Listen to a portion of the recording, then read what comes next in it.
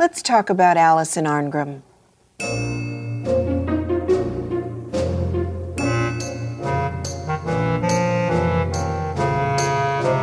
She walked through the door, and there was Nellie Oleson. No question. Better be good. She was funny. She was naturally funny. She was naturally bitter. Everything came very easy to her when it came to that role.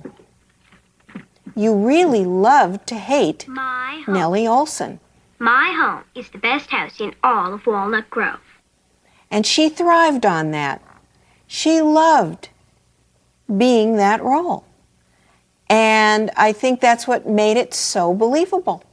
We've been through all that. Please, God, send someone to marry her. Oh. Mrs. Oleson. Oh, my goodness. She was the epitome of the woman you didn't want to confront.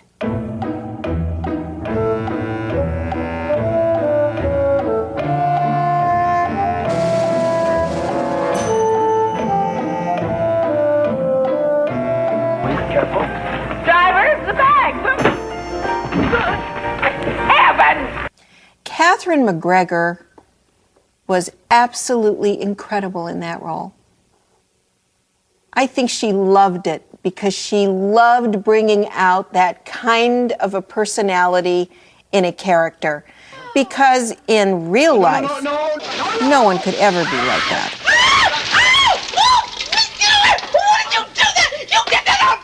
Though she had the most money in town, she was not the most happy.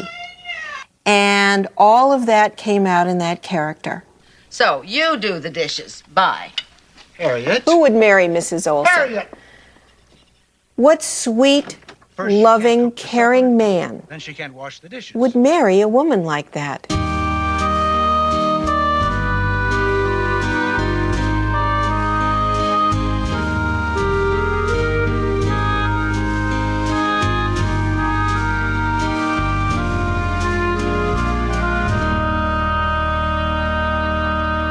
Richard Bull, first of all, is one of the finest actors you will find.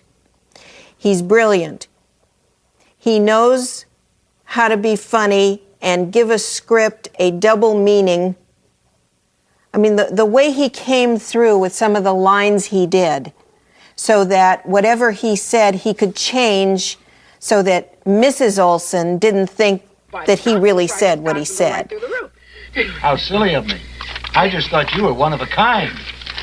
And when you saw someone like Dick Bull play that role, you really felt like you wanted to take him and give him a hug. There was no question. You wanted to tell him it's going to be okay. You're a good person. When Mary Ingalls lost her sight, Pa took her to a special school for the blind. Allow me to introduce myself. Adam Kendall, your teacher.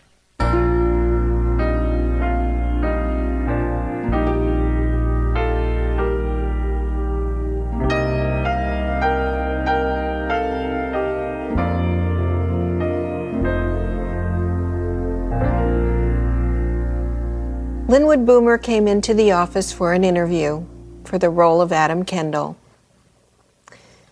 And we had an interview first, the two of us, because I always interviewed people before they came in for Michael Landon.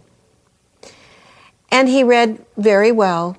The only problem was he needed to be portraying a blind person. And in doing so, it had to be believable. So he couldn't just read and look at me because it didn't work. And I asked him to please, since he couldn't really see me in this part, he could have his head towards me, but his eyes would be just off center, so that it would be very believable that he couldn't zero in with his eyes on who he was looking at. He came in and he did that for Michael. Michael truly believed he couldn't see. Linwood had a very offbeat sense of humor. I'm sure he still does. After all, he created Malcolm in the Middle. I feel really proud that Little House was his first acting job that put him into a business where he's become so successful. Little House had a church, and the church had a pastor, portrayed by the great Dabbs Greer.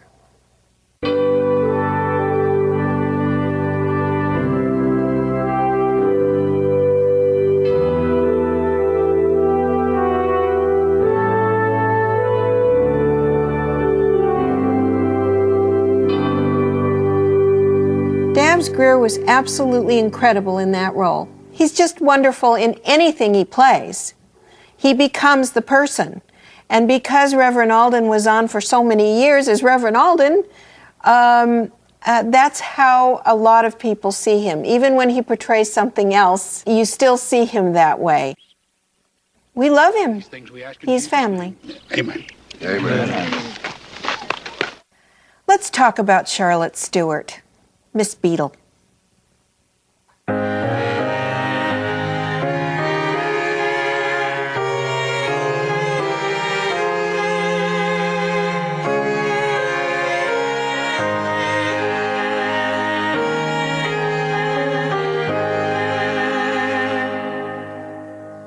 Miss Beadle needed to be a student's favorite teacher.